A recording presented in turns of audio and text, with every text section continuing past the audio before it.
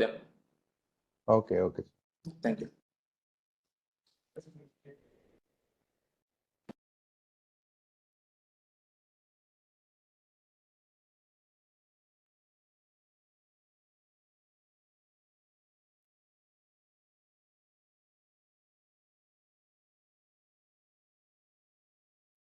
Okay.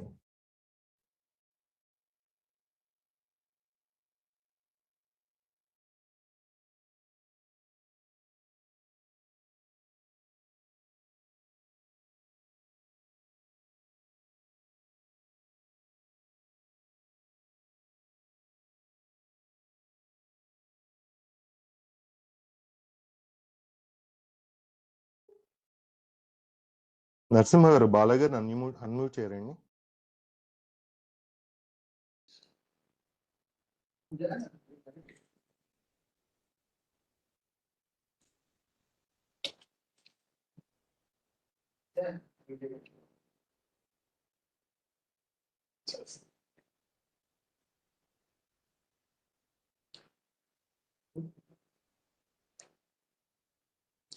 Balagar, you can talk now. Okay అండి, thank you everyone. So మనకి సంబంధించి మన ఇంప్లిమెంటేషన్ ప్రొసీజర్ పైన ఆల్రెడీ మనకి క్లారిటీ ఉంది అనుకుంటున్నాము. బట్ ఒకసారి మనం రీఐటరేట్ చేసుకుంటే ఎక్కడన్నా మిస్సింగ్స్ ఉంటే వాటి వివరాలన్నీ కవర్ చేసుకోవడానికి ఉపయోగపడుతుంది అనే ఉద్దేశంతో ఒక్కసారి మనం మళ్ళీ మాట్లాడుకునే ప్రయత్నం చేస్తున్నాం. ఇక్కడ ఫస్ట్ లెవెల్లో మనకి టీసీటీ డేటా క్యాప్చర్ టూల్ మనకి టిల్ డేట్ వరకు ఉన్న మెంబర్షిప్ని ఎంట్రీ చేయడానికి కానీ మిగతా ట్రాన్సాక్షన్స్ కోసం కానీ వాడుతున్నాము. ఈ డేటా క్యాప్చర్ టూల్ లోపల మనకి మేజర్గా 3 రకాల యూజర్లని మనము ఉపయోగించాల్సి ఉంటుంది. ఒకటి ప్యాక్స్ లెవెల్లో డేటా ఎంట్రీ జరిగే ప్లేస్, మనం ప్యాక్స్ స్టాఫ్ అంటున్నాము, వాళ్ళే మనకి మేకర్స్ అవుతారు. రెండో లెవెల్లో మనకి డిసిసిపి సూపర్వైజర్స్ ఉంటారు. ఈ సూపర్వైజర్స్ మనకి ఫస్ట్ లెవెల్ వెరిఫైయర్స్గా హెల్ప్ అవుతారు, వాళ్ళకి కూడా లాగిన్స్ ఉన్నాయి. మూడో లెవెల్లో మనకి మన డిపార్ట్మెంటల్ స్టాఫ్ ఉంటుంది. డిపార్ట్మెంటల్ స్టాఫ్ మనకి ఫైనల్ అప్రూవర్స్గా యాక్ట్ చేస్తారు అనుకున్నాము, వాటికి సంబంధించి కూడా లాగిన్స్ ఉండటం జరుగుతుంది. అయితే మనము మొదటగా మాట్లాడుకున్న ప్రకారము మనకి ఎస్పిఎంయు నుంచి అప్రోప్రియేట్ డిపిఎంయూస్ నుంచి మన ప్యాక్స్కి సంబంధించిన యూజర్ నేమ్, యూజర్ క్రెడెన్షియల్స్ అంటే మన యూఆర్ఎల్, ఏ యూఆర్ఎల్ని వాడుకోవాలి, అందులో ప్యాక్స్ తాలూకా యూజర్ నేమ్ ఏంటి, పాస్వర్డ్ ఏంటి అన్న విషయాలు, ఆర్ మన సూపర్వైజర్కి సంబంధించిన యూజర్ నేమ్ పాస్వర్డ్, ఏ పర్టికులర్ ప్యాక్కి ఏ యూఆర్ఎల్లో లాగిన్ అవ్వాలి, ఆర్ మన డిపార్ట్మెంట్ స్టాఫ్కి సంబంధించినవి కూడా ఈ డిపిఎంయు ఎస్పిఎంయు ఛానల్స్ వయా డిస్ట్రిబ్యూట్ చేయటం జరుగుతుంది. అలా వచ్చిన యూఆర్ఎల్ని యూజ్ చేసుకొని మనకి ఇచ్చిన ఎలకేట్ చేసిన యూజర్ నేమ్ పాస్వర్డ్స్ యూజ్ చేసుకుంటే ఫస్ట్ లెవెల్లో దీనికి ఒక డేటా క్రియేట్ అయితేనే కదండి మనకి నెక్స్ట్ లెవెల్లో అప్రూవర్స్ ఆర్ రివ్యూవర్స్ అవసరం పడుతుంది. సో ఆ ఫస్ట్ లెవెల్ డేటా క్రియేషన్ అన్నది మన ప్యాక్ స్టాఫ్గా డేటా ఎన్యూమరేటర్ ఆర్ ఈ పర్టికులర్ సందర్భంలో డేటాని క్రియేట్ చేసే ఫస్ట్ ప్లేయర్ అవుతారు. ఆ ఫస్ట్ లెవెల్ ప్లేయర్ మనం తీసుకొచ్చి యూజర్ నేమ్ పాస్వర్డ్ ఇచ్చి దాని కిందనే మనకి క్యాప్చా ఉంటుంది. సెక్యూరిటీ రీజన్స్ కోసం క్యాప్చా యాడ్ చేయడం జరిగింది. ఈ క్యాప్చాని ఫిల్ చేసుకొని పైన మనకి కనపడుతుంది కదండి 51HVXB అని, అది కేస్ సెన్సిటివ్, దాంట్లో ఎలా కనపడుతుందో అలాగే టైప్ చేయాల్సి ఉంటుంది. మన యూజర్ నేమ్ పాస్వర్డ్తో పాటు ఈ క్యాప్చాని ఇవ్వాల్సి ఉంటుంది. సో ఒకసారి లాగిన్ అవుతున్నప్పుడు ఫస్ట్ టైం మనకి మొదటిసారి ఈ వివరాలన్నీ మనకి డిఫాల్ట్గా ప్రతి సొసైటీలోనూ ఉన్న హెడ్ ఆఫీస్ని మెయిన్ బ్రాంచ్ కింద ట్రీట్ చేసుకుంటూ మనకి ఈ స్టెప్ కనపడుతుంది. బ్రాంచెస్ ఉంటే బ్రాంచెస్ చూజ్ చేసుకోవాల్సిన అవసరం పడుతుంది. సో తర్వాతకి వచ్చేపాటికి మిగతా విషయాల్ని మన శ్రీధర్ గారు కంటిన్యూ చేస్తూ తీసుకువెళ్తారు. శ్రీధర్ గారు please go on. Thank you sir. Thank you. ఇది మీకు ఆన్బోర్డింగ్ ప్రాసెస్ అంటామండి. మీకు లాగిన్ అయిన తర్వాత ఆన్బోర్డింగ్ ప్రాసెస్ వస్తుంది. ఆన్బోర్డింగ్ ప్రాసెస్లో మీరు ఆల్రెడీ ఎఫ్ఈఆర్ డేటా ఏదైతే ఎంటర్ చేశారో ఎఫ్ఈఆర్ డేటాలో ఉన్న టోటల్ డేటా మొత్తం ఇక్కడ పాపులేట్ అవుతుంది. ఇక్కడ ఏదైనా మీరు ఇంతకు ముందు ఎఫ్ఐఆర్ లో ఏదైనా తప్పులు చేస్తున్నా లేకపోతే ఏదైనా మిస్ అయి ఉన్నా కానీ ఇక్కడ అప్డేట్ చేయాలి కరెక్ట్ గా. ఇది సింగిల్ టైం లాగిన్ టైంలో ఫస్ట్ లాగిన్ టైంలో మాత్రమే ఈ స్క్రీన్ అనేది అపేర్ అవుతుంది. సో ఈ స్క్రీన్ అప్డేట్ చేసి కరెక్ట్ గా అప్డేట్ చేసి ఇక్కడ మీకు బేసిక్ డీటెయిల్స్ ఇక్కడ చూడండి, పాన్ నెంబర్ అప్డేట్ చేయలేదు, జిఎస్టిఎన్ నెంబర్ అప్డేట్ చేయలేదు. ఇలా మీరు మొత్తం టోటల్ గ్యాప్ ఉన్నాయని ఏదైతే మీరు ఇంతకు ముందు ఎఫ్ఐఆర్ లో ఏదైతే మిస్టేక్స్ చేశారో ఆ మిస్టేక్స్ ని మళ్ళీ కరెక్ట్ చేసుకునే అవకాశం ఇక్కడ ఉంటుంది. సో నెక్స్ట్ కొడితే మళ్ళీ మీ staff, president, board member details and staff details కూడా ఇక్కడ పాపులేట్ అవుతాయి. ఇవి ఒకవేళ బోర్డు మారినా లేకపోతే మీకు సంబంధించిన స్టాఫ్ గురించి ఏమైనా తప్పులు, మెయిల్ ఐడీస్ ఏమన్నా తప్పులు ఆ ఎఫ్ఐఆర్ టైంలో మీరు చేసిన ఏమైనా ఉంటే కనుక ఇక్కడ మాడిఫై చేసుకొని నెక్స్ట్ క్లిక్ చేయండి. Next individual data means member share capital అండి. ఇది 31/3/2023 డేట్ కి మీకున్న నంబర్ ఆఫ్ మెంబర్స్ ఎంతమంది ఉన్నారు, అలాగే number of ledges, active ledges ఎన్ని ఉన్నాయి, టోటల్ షేర్ క్యాపిటల్ అమౌంట్ ఎంత ఉన్నది యాజ్ పర్ ఆడిట్ అండి. అలాగే మీరు లెడ్జర్ లో ఏ లాంగ్వేజ్ యూజ్ చేస్తున్నారు అనేది. శ్రీధర్ గారు అక్కడ మనకి ఆడియో ప్రాబ్లమ్స్ వస్తున్నాయి అంటున్నారు. ఓకే, ఆడియో ప్రాబ్లమ్స్ మన ఎస్పీఎంయు నరసింహారావు గారు ఒకసారి ఏమన్నా అడ్రస్ చేయగలుగుతారండి? కొన్ని చోట్ల నుంచి స్క్రీన్ ఆడియో ప్రాబ్లమ్స్ ఏవో వస్తున్నాయి అంటున్నారు, ఒక్కసారి వెరిఫై చేస్తారా అండి నరసింహారావు గారు R SPMU team? Sir sure sir, ఒకసారి మా డిపిడిఎం నుంచి కన్ఫర్మ్ చేసుకుంటాను. అండ్ పీడీసీస్ నుంచి డిపిడిఎంస్ ఒకసారి మీకు స్క్రీన్ విజిబిలిటీ కానీ ఆడియో వినపడడం కానీ ఏమైనా ఇబ్బంది ఉంటే ఒకసారి please let us know.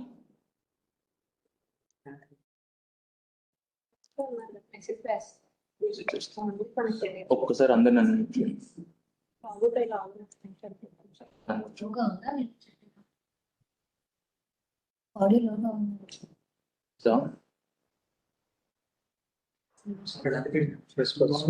Narasimha గారు, are you audible my voice? yes clear గా ఉందండి నా వాయిస్? నరసింహారావు గారు, మీ వాయిస్ మాకు క్లియర్ గానే ఉంది. ఆడియో స్క్రీన్ క్లియర్ గా ఉందండి నరసింహారావు గారు, ఆడియో వీడియో క్లియర్ గా ఉంది. Thank you so much sir. Okay proceed. Yeah proceed Sridhar గారు, ప్లీజ్ ప్రొసీడ్. నక్షల్ లాగా ఒక గ్లాన్స్ లో చెప్పేమనండి, సో దట్ ఆ గ్యాప్ ఏదన్నా కానీ ఫిక్స్ అయిపోతుంది. Yeah sir sure, thank you.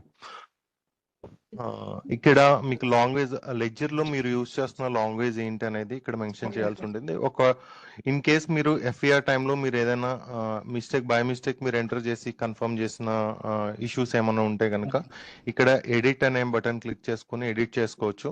ఇక్కడ number of members, ledgers, amount, language in ledgers అనేది ఎడిట్ చేసుకోవచ్చు. ఎడిట్ చేసుకుని సేవ్ అని కొడితే మళ్ళీ సేవ్ అవుతుంది. అలాగే మీరు ఇక్కడ ఏదైనా ప్రొడక్ట్లు అంటే మెంబర్షిప్ లో గవర్నమెంట్ షేర్ క్యాపిటల్ ఇంకా వేరే ప్రొడక్ట్లు ఏమైనా ఉంటే కనుక యాడ్ చేసుకోవాలంటే కొత్తగా యాడ్ చేసుకోవచ్చు.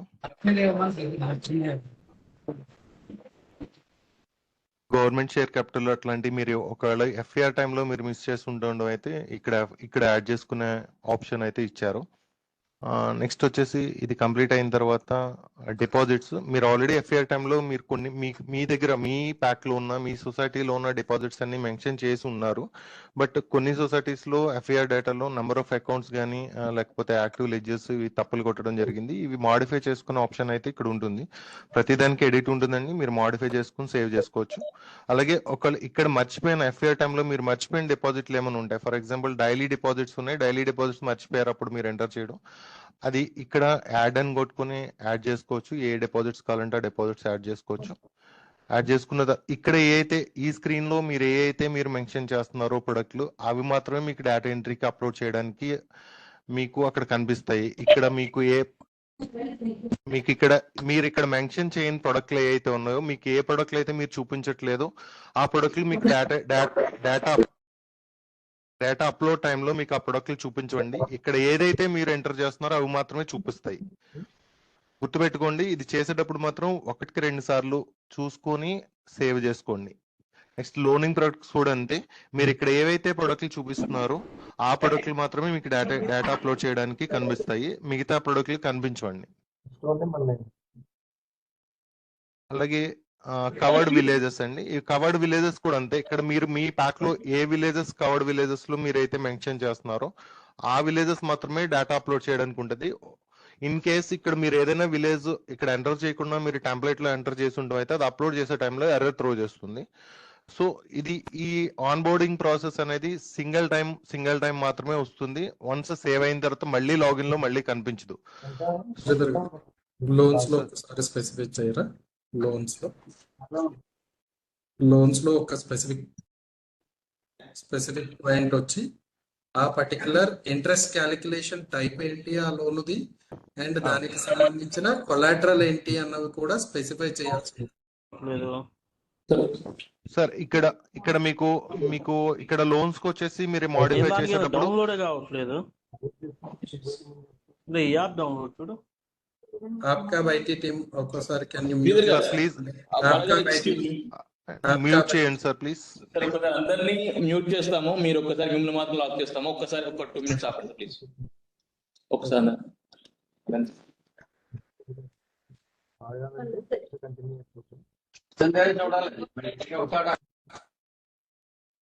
బాలాగారిని శ్రీధర్ గారికి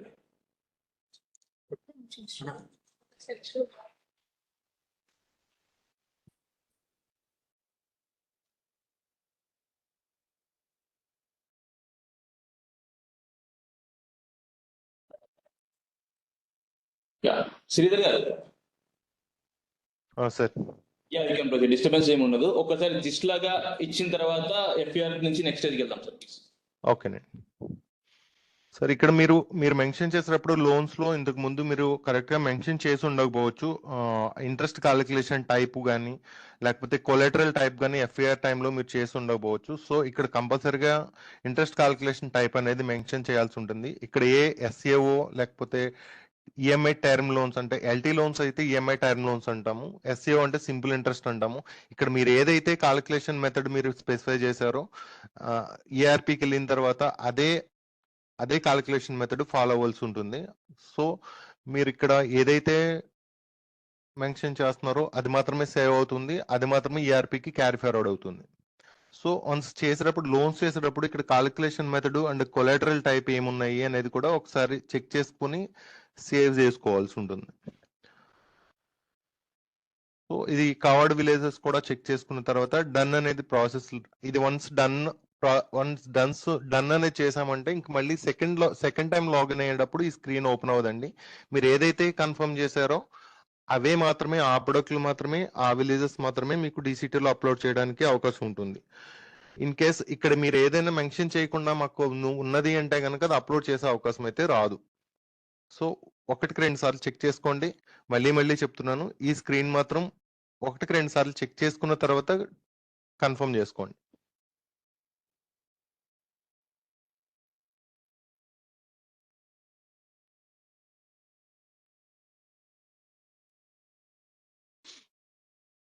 చాలా ఎఫ్ఐఆర్ టైంలో మేము అబ్జర్వ్ చేసింది ఏంటంటే చాలా మంది వితౌట్ డేటా కన్ఫర్మ్ చేశారండి. అప్లోడ్ చేసేటప్పుడు కూడా సిగ్నేచర్స్ కూడా వితౌట్ డేటా సిగ్నేచర్స్ పెట్టి అప్లోడ్ చేశారు.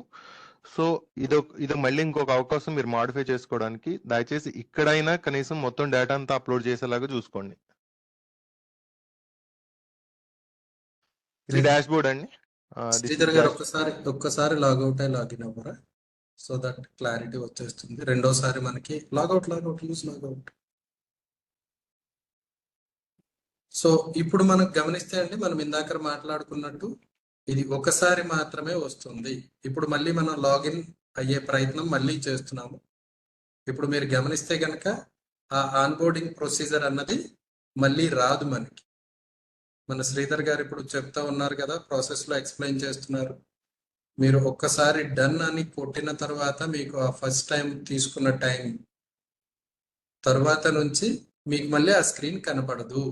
అందుకనే మేము మళ్ళీ రిక్వెస్ట్ చేస్తున్నాము, మన దాంట్లో ఇప్పటి వరకు ఎఫ్ఐఆర్లో మిస్ అయిన కానీ తప్పులు పోయిన డేటాని కానీ ఎంతవరకు వీలు పడితే అంతవరకు కరెక్ట్ చేసుకుంటే మనకి టైం అన్నది కలిసి వస్తుంది. మళ్ళీ బ్యాక్ వెనక్కి ముందరికి అన్నప్పుడు చాలా లెవెల్స్ దాటి మనకి డేటా కరెక్షన్స్ జరగాల్సి వస్తుంది. అది చాలా టైం కన్జ్యూమింగ్, ఇంకా లేట్ అయిపోతుంది మీ ప్రొసీజర్. అది జరుగుద్దని కూడా పక్కాగా చెప్పలేరు. అందుకు మేము రిక్వెస్ట్ చేస్తున్నది ఏంటి అంటే ప్లీజ్ డేటాని యాక్యురేట్ గా ఇచ్చే ప్రయత్నమే చేస్తూ ఉండండి ప్రతి స్టెప్ లోను. అంటే మా ఉద్దేశం ఇక్కడ ఎక్కడ యాక్యురేట్ గా ఇవ్వకూడదు అన్నది కాదు, బట్ ఎక్కడో చూసి చూడనట్టుగా జరిగిన తప్పులను కూడా కరెక్ట్ చేసుకునే అవకాశం అవుతుంది ఇది.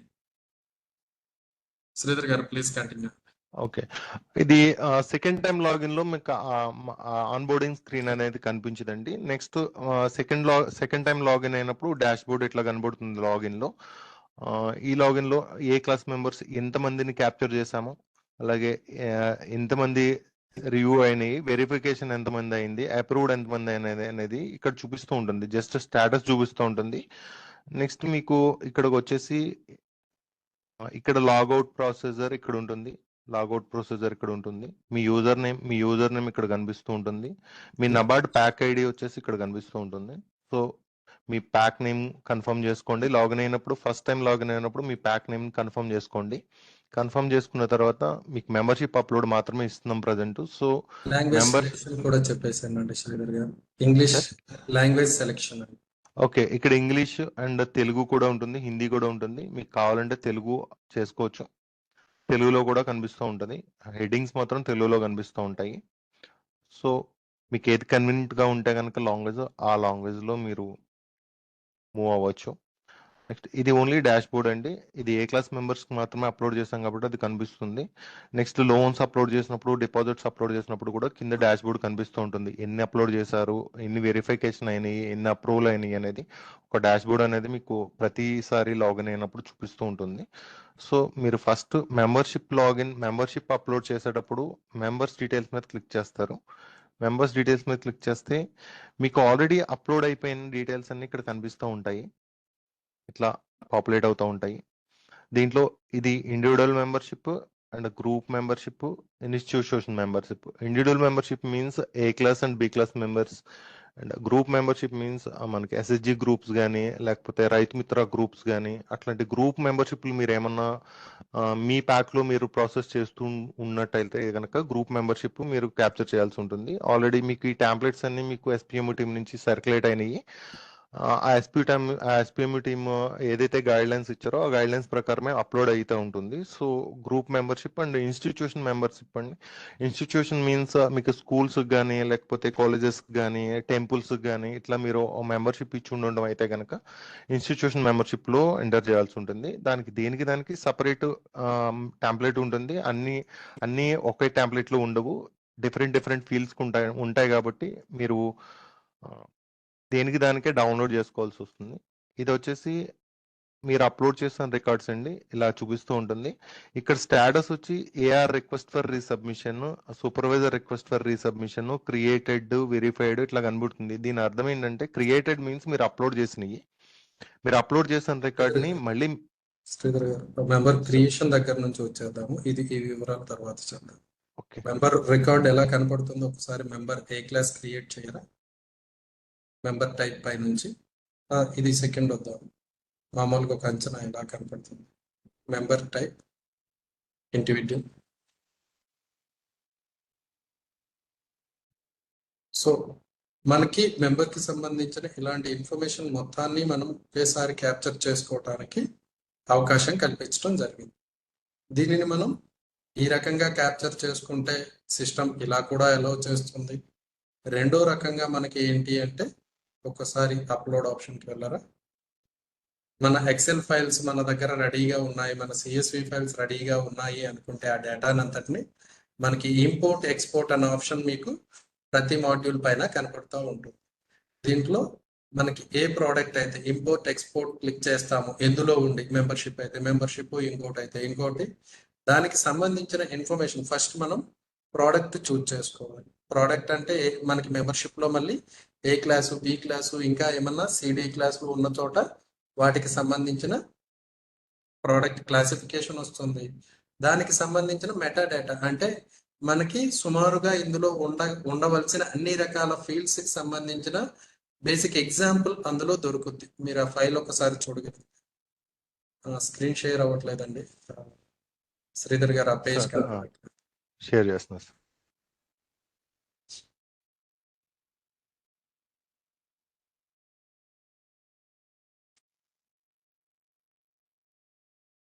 మీరు రీషేర్ చేయాల్సి వచ్చింది.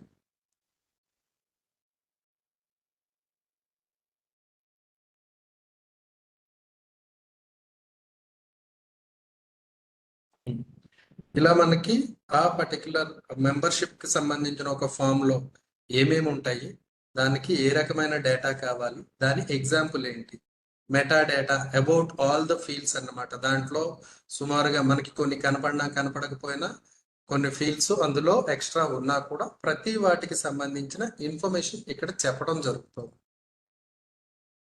ఇది మెటా డేటా ఫైల్. తరువాత మనకి మాస్టర్ డేటా అని ఒక ఫైల్ ఉంటుంది. ఈ మాస్టర్ డేటా అనే ఫైల్లో మనం ఏం చేస్తున్నాము అంటే, ఫర్ ఎగ్జాంపుల్ జెండర్ ఉంది. జెండర్లో నేను ఏమేమి రాయాలి, జెండర్లో నేను రాయాల్సిన స్పెల్లింగ్తో సహా మనకి మధ్యలో బటన్ ఒకటి ఉంది కదా, మాస్టర్ డేటా డౌన్లోడ్ అని. ఈ బటన్లో మనం దానిని అందుబాటులో తీసుకొచ్చుకున్నాం. ఇప్పుడు మన విలేజ్ నేమ్స్ ఉన్నాయి, ఆ విలేజ్ నేమ్స్ ఎలా టైప్ చేయాలి మనకు తెలుసు. అంటే చిన్న చిన్న తప్పులు పోకుండా మనం ఏం చేస్తున్నాము అంటే ఈ మాస్టర్ డేటా అన్న ఒక ఫైల్ని ఇవ్వటం జరిగింది. ఇందులో ఆ స్పెల్లింగ్స్తో సహా అందుబాటులో ఉన్నాయి మనకి. వీటిని మనం డేటా ఎంట్రీ అప్పుడు యూజ్ చేసుకోవటానికి రిఫరెన్సెస్ అన్నమాట. కాపీ పేస్ట్ చేసినా చెల్లిపోతుంది, లేకపోతే తప్పులు పోతే సిస్టమ్ మనకి లోపలికి డేటాని క్రియేట్ చేయడానికి అలౌ చేయదు. దానికి బదులు ఈ రిఫరెన్స్ డాక్యుమెంట్ని మనకి ప్రొవైడ్ చేయటం జరిగింది. తరువాత ఏదైతే ఉందో తరువాతది మనకి టెంప్లెట్ ఫైల్. ఈ టెంప్లెట్ ఫైల్ మనం దేనికోసం మాట్లాడుతున్నాము అంటే, మూడో బటన్ కనపడుతుంది మీకు అదే స్క్రీన్ లో, అదే వరుసలో మూడో బటన్ ఉంది. ఆ మూడో బటన్ దేనికోసం మాట్లాడుతుంది అంటే యాక్చువల్ టెంప్లెట్. మీ సొసైటీకి సంబంధించి మీకు ఒక ఫైల్, ఇది వేరే వాళ్ళ సొసైటీ ఫైల్లో మనం కాపీ పేస్ట్ చేస్తాము అంటే అలౌ చేయదు సిస్టమ్. ఎందుకు అంటే మీరు ఈ ఫైల్ డౌన్లోడ్ చేసినప్పుడు దీనికి ఆ ప్యాక్ కి సంబంధించిన కోడ్, మీ సొసైటీకి సంబంధించిన ఆ ప్రోడక్ట్ తాలూకా ఐడి, దాని నేము, డేటు, టైం స్టాంప్ అన్నింటితో సహా జాగ్రత్తగా క్రియేట్ చేసి వ్యాలిడేట్ చేసుకొని పెట్టుకుంటుంది. కాబట్టి మీరు మీకు సంబంధించిన సొసైటీలో లాగిన్ అయిన తర్వాత మాత్రమే ఈ ఫైల్ను డౌన్లోడ్ చేసుకోవాల్సి ఉంటుంది. ఓకే, ఒక్కసారి ఈ ఫైల్ ఓపెన్ చేస్తారండి. ఓకే. సో ఈ ఫైల్ లోపల మనం డేటాని ఫిల్ చేసుకొని ఆ డేటాని మళ్ళీ అప్లోడ్ చేసే ప్రయత్నాన్ని చేస్తారు మన శ్రీధర్ గారు ఇప్పుడే. సో మీ సొసైటీకి సంబంధించిన డేటాని, మీ ఫైల్ని మీరే డౌన్లోడ్ చేసుకోవాలి. దాంట్లో స్టార్ మార్క్ కనపడింది అంటే మీ సొసైటీకి ఆ పర్టికులర్ ఫీల్డ్, ఆ కాలం ఇంపార్టెంట్, అది లేకుండా మీరు ముందుకి వెళ్ళలేరు అని. అది లేకపోతే సిస్టమ్ మిమ్మల్ని లోపలికి రానియదు మీ డేటాని అని దాని ఉద్దేశం. సో మీరు ఆ ఫైల్ ఫార్మాట్ అదే కాలం ఆర్డర్లో మీ డేటాని పాపులేట్ చేసుకొని ఆ డేటాని సేవ్ చేసుకొని అప్లోడ్ చేసుకోవాల్సి ఉంటుంది.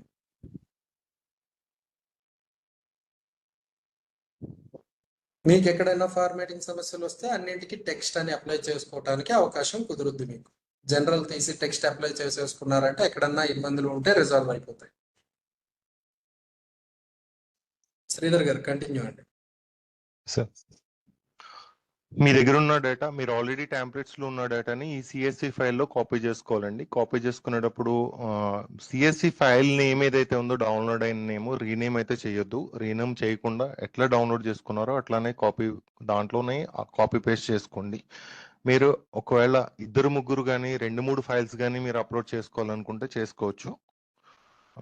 అది కూడా వన్స్ టెంప్లెట్ డౌన్లోడ్ అయిన తర్వాత కాపీ పేస్ట్ చేసి మాత్రం అయితే చేయొద్దు. ఎన్నిసార్లు కావాలంటే అన్నిసార్లు మీరు టెంప్లెట్ని డౌన్లోడ్ చేసుకోండి ఆన్లైన్ నుంచి. డౌన్లోడ్ చేసుకున్న తర్వాత మాత్రమే మీరు ఆ 2-3 సార్లు అయినా మీరు చేసుకునే అవకాశం ఉంటుంది. సో నేను ఒక ఫైల్ అయితే మీకు అప్లోడ్ చేసి చూపిస్తాను. ఓకే, స్క్రీన్ షేర్ అవుతుందా సార్? Narasimha sir, hello. అవుతుందండి ప్లీజ్. ఓకే, సో ఇప్పుడు మనకి 4 బటన్ కోసం చెప్పేసాం. ఇది వచ్చేసి అప్లోడ్ అండి. అప్లోడ్ మీన్స్ మీరు ప్లస్ బటన్ ఏదైతే క్లిక్ చేస్తారో ఇది మీ ఫైల్. మీరు ఈ ప్లస్ బటన్ క్లిక్ చేయగానే మీ ఫైల్ లొకేషన్ అడుగుతుంది.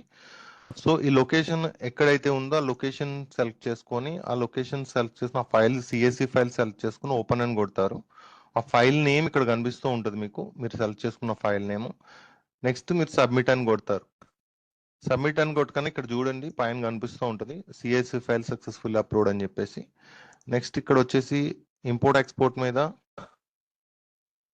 మీకు ఇక్కడ అదే అప్లోడ్ అయిన ఫైల్ నేమ్ ఇక్కడ కనిపిస్తుందండి. ఇంపోర్ట్ ఎక్స్పోర్ట్ మీద క్లిక్ చేయగానే ఆ ఫైల్ నేమ్ మీరు ఏదైతే చేశారో, ఏ ప్రొడక్ట్ అయితే చేశారో, ఏ ప్యాక్ అయితే మీరు అప్లోడ్ చేశారో, ఏ ప్రొడక్ట్ అయితే మీరు అప్లోడ్ చేస్తున్నారో ఆ ఫైల్ నేమ్ ఏంటి చెప్తుంది. అలాగే మీరు టోటల్ నంబర్ ఆఫ్ రికార్డ్స్ ఎన్ని మీరు అప్లోడ్ చేశారో ఆ ఫైల్లో, అందులో ఎన్ని సేవ్ అయినాయి, ఎన్ని అన్సేవ్ అయినాయి. అన్సేవ్ మీన్స్ మీరు డేటా సరిగా ఇవ్వకపోయినా, లేకపోతే మెటా డేటా ఏదైనా మీరు ఏదైనా అంటే విలేజ్ నేమ్స్ స్పెల్లింగ్ మిస్టేక్స్ కానీ, కమ్యూనిటీ నేమ్స్ స్పెల్లింగ్ మిస్టేక్స్ కానీ అట్లాంటివి ఉన్నా, లేకపోతే ఆధార్ కార్డ్ కరెక్ట్గా ఇవ్వకపోయినా, స్పేసెస్ ఇచ్చిన ఎర్రర్స్ త్రో చేస్తుందండి. ఆ ఎర్రర్స్ త్రో చేసినప్పుడు ఆ ఎర్రర్స్ అన్సేవ్డ్ డేటాలో ఉంటాయి. ఎన్ని వచ్చినాయి అనేది దీనికి ఒక కొంచెం టైం పడుతుంది. సో వెయిట్ చేయాల్సి ఉంటుంది. ఒకవేళ అన్సేవ్డ్ డేటా ఏది ఉంది అని చూసుకోవడానికి మీకు ఇక్కడ డౌన్లోడ్ అని చెప్పేసి ఇక్కడ బటన్ ఇచ్చాము. ఈ డౌన్లోడ్ మీద క్లిక్ చేయగానే మీ అన్సేవ్డ్ డేటా ఏంటనేది ఆటోమేటిక్గా డౌన్లోడ్ అవుతుంది. మీరు అన్సేవ్డ్ అంటే ఎర్రర్స్ ఏమొచ్చినాయి అనేది మీరు చూసుకోవాల్సి ఉంటుంది ఇక్కడ. ఇలా మీరు అప్లోడ్ చేసిన డేటా మొత్తం అన్ని కాలమ్స్ చూపించిన తర్వాత చివరిన మీకు ఏంటి ప్రాబ్లం ఇది ఇక్కడ చూడండి, రిలేషన్ టైప్ మిస్ మ్యాచ్. ఇలా మీకు శ్రీధర్ గారు ఆ ఫైల్ కనపడట్లేదండి మాకు.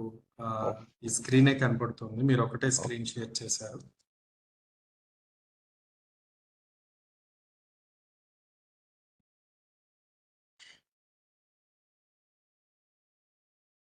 Is visible sir? ఇప్పుడు కనపడుతుంది. సో మీకు ఇక్కడ డౌన్లోడ్ అయిన ఫైల్ అన్సేవ్డ్ డేటా అంటే మీన్స్ మీ డేటాలో ఉన్న ఎర్రర్స్ ని డిసిటి సాఫ్ట్వేర్ ఎర్రర్స్ ని ఐడెంటిఫై చేసి ఆ ఎర్రర్స్ ఏంటనేది మీకు వివరంగా చెప్తుంది ఇక్కడ. సో అవి మీరు ఏదైతే ఎంటర్ చేశారో, ఎన్ని కాలమ్స్ అయితే ఎంటర్ చేశారో అన్ని కాలమ్స్ డేటా కనిపిస్తూ ఉంటుంది ఇక్కడ. కనిపించిన తర్వాత చివరిన రిమార్క్స్ కాలమ్ ఇస్తారండి, కామెంట్ కాలమ్ ఉంటుంది ఇక్కడ. ఈ కామెంట్ కాలమ్ లో ఏదైతే కనిపిస్తుందో ఇది ఎర్రర్ అన్నమాట. ఈ రిలేషన్ టైప్ అనేది మిస్ మ్యాచ్ చూపించారు ఇక్కడ. ఈ రిలేషన్ టైప్ అంటే ఏ కాలమ్ లో ఏ మిస్టేక్ ఉందనేది మీరు చూసుకోవాల్సి ఉంటుంది. చూసుకొని మీ ఎలా మాస్టర్ ఫైల్లో మాడిఫై చేసుకొని మళ్ళీ కొత్త టెంప్లెట్ డౌన్లోడ్ చేసుకొని ఆ కొత్త టెంప్లెట్ లో ఆ కరెక్ట్ డేటా అనేది కాపీ పేస్ట్ చేసిన తర్వాత మళ్ళీ రీఅప్లోడ్ చేయాల్సి ఉంటుంది.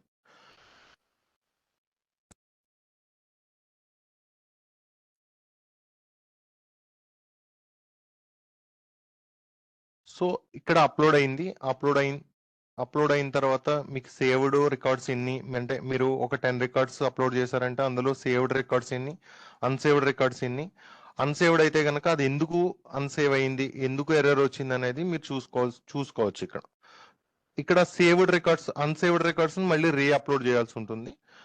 అంటే వన్స్ అప్లోడ్ చేసాము అయిపోయింది, 100 రికార్డ్స్ అప్లోడ్ చేసాము అయిపోయింది అని కాదు. ఇంతకు ముందు డీసీటీలో అట్లా మేము చూసాము, అప్లోడ్ చేసేసాం కదా అని చెప్పేసి వదిలేశారు, ఎర్రర్స్ ని ఐడెంటిఫై చేయలేదు, మాడిఫై చేసుకోలేదు.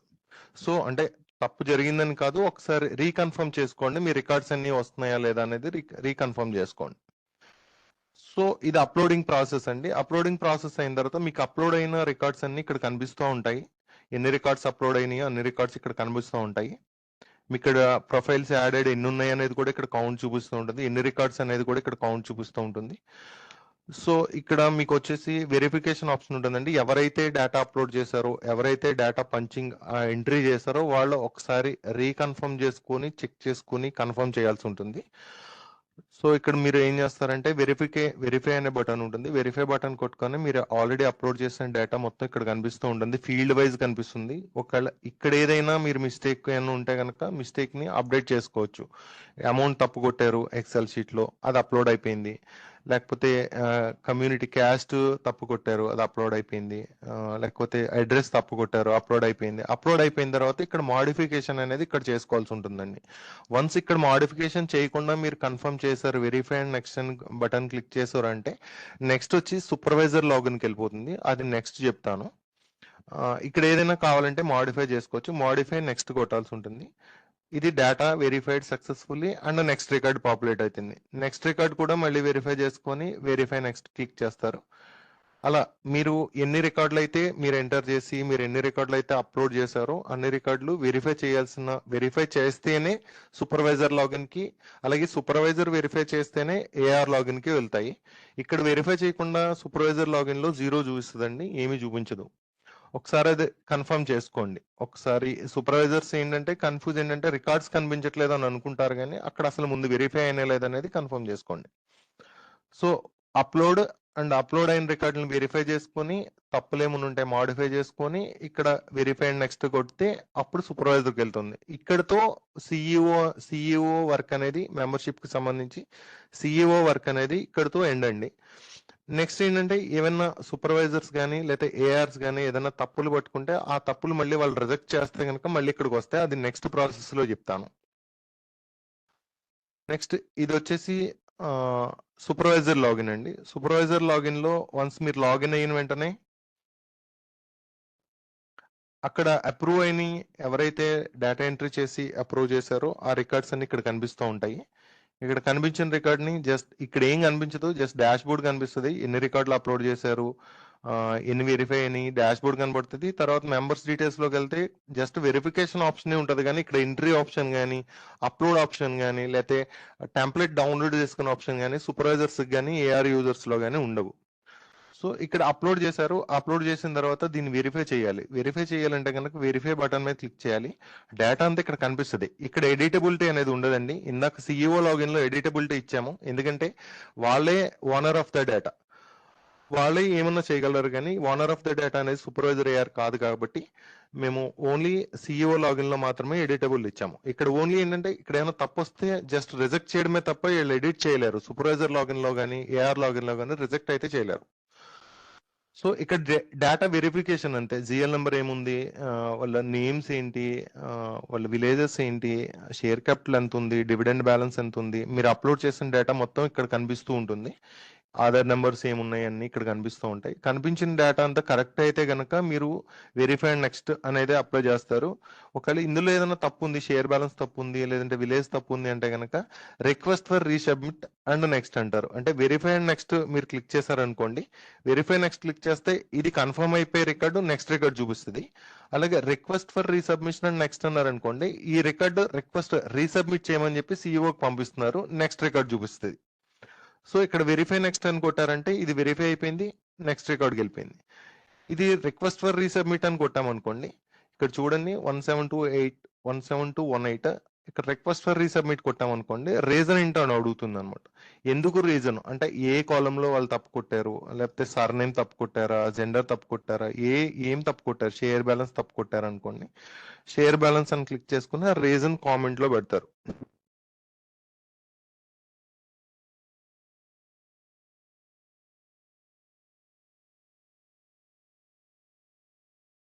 సబ్మిట్ కొడతారు. సబ్మిట్ కొట్టగానే ఆ ఒక్క రికార్డు మళ్ళీ సిఇఓ లాగిన్ లోకి వెళ్ళిపోతుంది. నెక్స్ట్ రికార్డు మీకు చూపిస్తూ ఉంటుంది. నెక్స్ట్ రికార్డు మళ్ళీ వెరిఫై నెక్స్ట్ కొట్టుకుంటూ ఉంటారు. మీరు అలా కొట్టినప్పుడు ఇక్కడ మెంబర్స్ డీటెయిల్స్ లో చూసుకుంటే మీకు ఆల్రెడీ ఎన్ని వెరిఫై అయిపోయినాయి అనేది చూపిస్తూ ఉంటుంది. వన్స్ వెరిఫికేషన్ చేశారు అంటే కనుక మళ్ళీ వెరిఫికేషన్ బటన్ అనేది రాదు, నెక్స్ట్ ఏఆర్ లాగిన్ లోనే చూపిస్తూ ఉంటుంది తప్ప ఇక్కడ మీకు మళ్ళీ జస్ట్ చూసుకోవడానికి అయితే వ్యూ ఇచ్చాం, కానీ మళ్ళీ వెరిఫై చేయడానికి రిజెక్ట్ చేయడానికి ఆ ఆప్షన్ అయితే ఉండదు. వన్స్ వెరిఫై సూపర్వైజర్ లాగిన్ లో వెరిఫై చేశారంటే కనుక ఇంకా వెరిఫై అయిపోయి ఏఆర్ లాగిన్కి వెళ్ళిపోతుంది. సో ఇందాక ఒక రికార్డ్ మనం రిక్వెస్ట్ ఫర్ రీసబ్మిట్ కొట్టాం కదా, అది సిఇఓ లాగిన్ లో ఎక్కడుందో చూద్దాం ఒకసారి. చూడండి 172.81 supervisor request for resubmission status కూడా చూపిస్తూ ఉంటుంది. ఎవరు రిక్వెస్ట్ ఫర్ రీసబ్మిషన్ ఇచ్చారా, ఏఆర్ ఇచ్చారా, సూపర్వైజర్ ఇచ్చారా. ఇప్పుడు సిఇఓ ఏం చేయాలి, మళ్ళీ ఎడిట్ క్లిక్ చేసుకొని ఆ ఎడిట్ ఆయన ఏం చెప్పారు, షేర్ బ్యాలెన్స్ తప్పు అని చెప్పారు. షేర్ బ్యాలెన్స్ 14,500 ఉంది, 15,500 మార్చుకున్న తర్వాత సేవ్ అని కొడతారు. మళ్ళీ వెరిఫికేషన్ వస్తుంది, వెరిఫై అండ్ నెక్స్ట్. ఇది మళ్ళీ సూపర్వైజర్ లాగిన్ లో కనబడుతుందండి.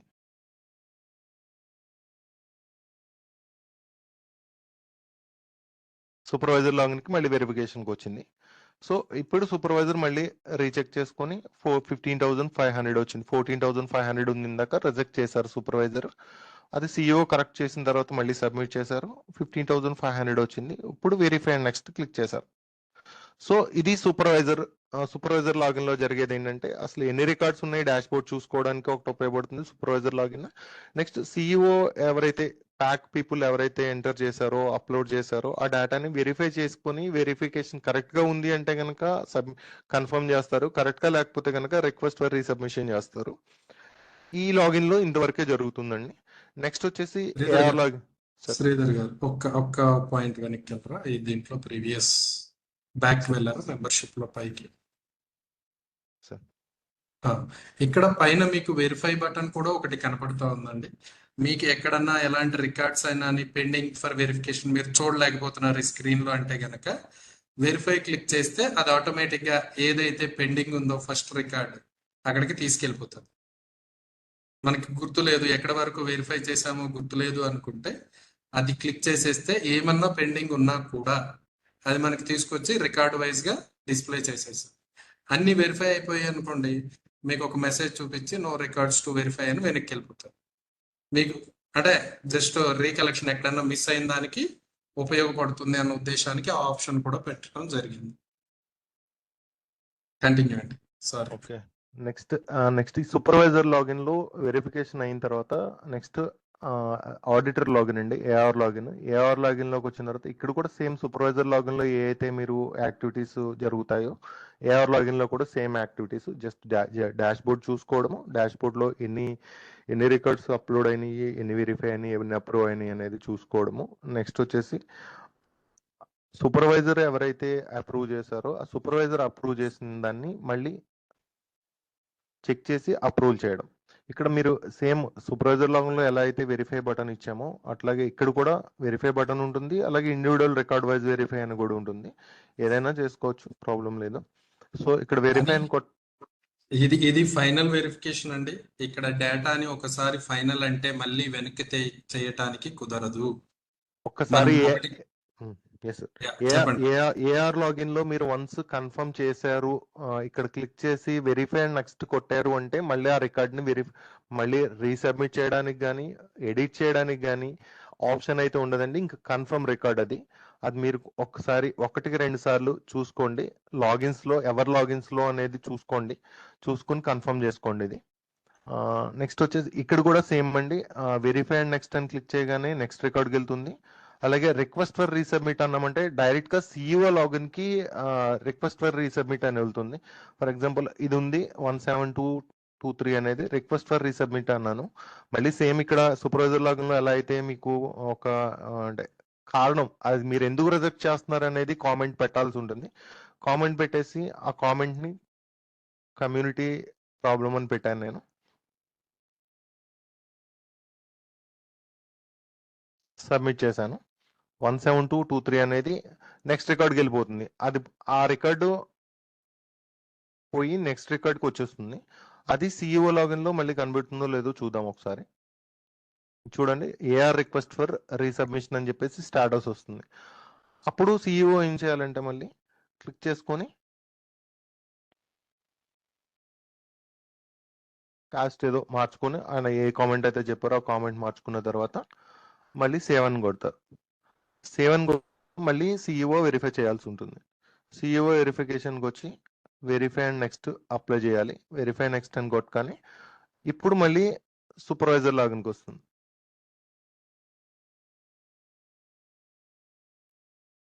సూపర్వైజర్ లాగిన్కి వచ్చింది చూడండి. మళ్ళీ సూపర్వైజర్ మళ్ళీ వెరిఫై చేసుకొని వెరిఫై నెక్స్ట్ అని కొట్టిన తర్వాత మాత్రమే ఏఆర్ లాగిన్లోకి వెళ్తుంది. ఇది ఏఆర్ లాగిన్లోకి మళ్ళీ అది వస్తుంది అనమాట. మళ్ళీ వెరిఫికేషన్ అనే బటన్ యాక్టివేట్ అవుతుంది. వెరిఫై అండ్ నెక్స్ట్ కొట్టుకొని నెక్స్ట్ ఆ రికార్డ్ వెరిఫై అయ్యి నెక్స్ట్కి వెళ్తుంది. మీరు వన్స్ వెరిఫై నెక్స్ట్ అని కొట్టారంటే ఎట్టి పరిస్థితుల్లోనూ మళ్ళీ రోల్ బ్యాక్ అనేది అయితే ఆప్షన్ ఉండదండి. సో ఇక్కడ ఏఆర్ లాగిన్ లో చేసుకునేటప్పుడే అంటే సూపర్వైజర్ లాగిన్ దగ్గర నుంచి ఏఆర్ లాగిన్ దగ్గరికి వెళ్ళిన తర్వాత ఏఆర్ లాగిన్ లో వన్స్ సబ్మిట్ చేశారంటే మాత్రం ఈఆర్పీలో మీకు ఇక్కడ ఏది డేటా అయితే ఉందో ఇక్కడ ఏ ఉంటే ఏ కనబడుతుంది, బి ఉంటే బిఏ కనబడుతుంది. సో రోల్ బ్యాక్ అనే ఆప్షన్ అయితే ఉండదు. సో ఇక్కడ ఈ 3 ప్రాసెస్లు వెరిఫికేషన్ ప్రాసెస్లు అయితే జాగ్రత్తగా చూసుకొని చేసుకోవాల్సిందిగా కోరుతున్నాం. సార్ పాలగారు, యా ఈజ్ ఇట్ ఎనఫ్? సరిపోయిందండి. ఇంకా మనం సార్ నరసింహ సార్.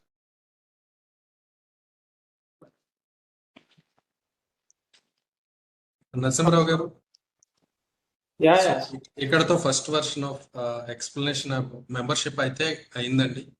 ఏమన్నా క్వశ్చన్స్ ఉంటే తీసుకుందామా ఎలా ముందుకి? ఓపెన్ చేద్దామండి క్వశ్చన్స్ కి. బిఫోర్ దట్ ఏంటంటే ఆల్ మైగ్రేషన్ టీమ్స్ అండి. సో ఎందుకు ఇంత 3 లెవెల్స్ మనం పెట్టింది అండ్ మనం ఎస్ఓపి కూడా ఆర్సిఎస్ గారు ఇచ్చిన ఎస్ఓపి కూడా క్లియర్ గా ఉంది. It's the responsibility rest with migration team. So దాన్ని బట్టే ఇంత క్రిటికల్ గా డిజైన్ చేయడం జరిగింది. అండ్ మనం we are dealing with financial transaction అండి. సో మనము ఈ ఫైనాన్షియల్ ట్రాన్సాక్షన్స్ రికార్డ్ చేసేటప్పుడు అండ్ కంప్యూటరైజ్డ్ ఎన్విరాన్మెంట్కి వెళ్ళేటప్పుడు సో ఈచ్ అండ్ ఎవ్రీథింగ్ అనేది చాలా ఇంపార్టెంట్. ఎస్పెషల్లీ ఫిగర్స్ అనేవి చాలా ఇంపార్టెంట్. సో దానికోసమే ఇన్ని లెవెల్స్ ఉన్నాయి, ఇన్ని చెక్స్ కూడా పెట్టడం జరిగింది. సో అండ్ బై ఛాన్స్ ఎలాంటి ఛాన్స్ తీసుకోకుండా క్లియర్ గా మనం కంప్యూటరైజ్డ్ ఎన్విరాన్మెంట్కి వెళ్ళాలనేదే ముఖ్య ఉద్దేశము. సో థ్యాంక్ యూ అండి బాలా గారు అండ్ శ్రీధర్ గారు ఫర్ ఎలాబరేట్ ప్రెజెంటేషన్.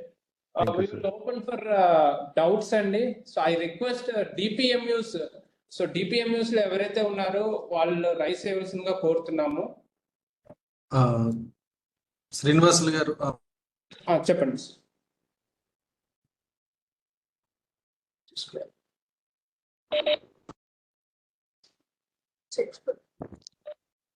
మనమే కాల్ అవుట్ చేసేస్తే పాసిబుల్. ఈ నేమ్స్ తెలిసిన వాళ్ళు ఎవరన్నా ఒకసారి ఆ ఇనిషియేటివ్ తీసుకుంటే